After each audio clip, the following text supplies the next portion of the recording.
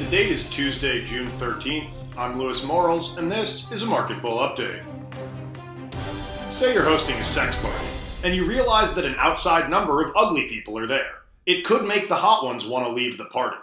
A good host would take all the uglies into their own room until more hot people showed up, at which point they could slowly start releasing the ugly ones back into the fray.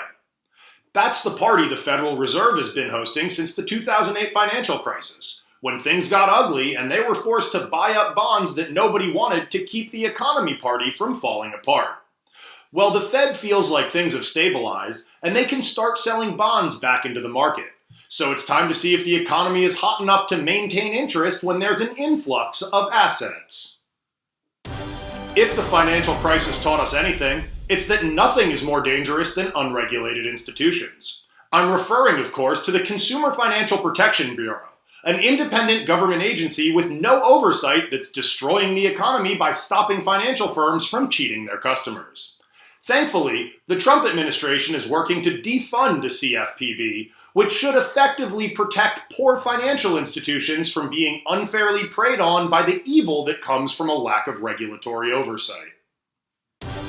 It's better to look good than to feel good, which is probably what Style.com, Conde Nast's failed attempt at a fashion e-commerce site, is telling itself right now. After investing $100 million into the endeavor, it took only 9 months for Conde Nast to be done with Style.com.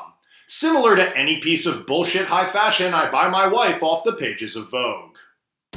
Apple CEO Tim Cook, for the first time, elaborated on the company's plan for driverless cars, calling it, quote, a core technology, a confusing statement given that the core is the part of the apple you throw away.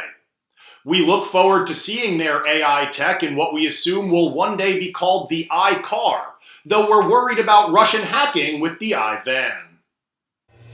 This has been a Market Bull Update. I'm your host, Louis Morals, reminding you that money is the new black.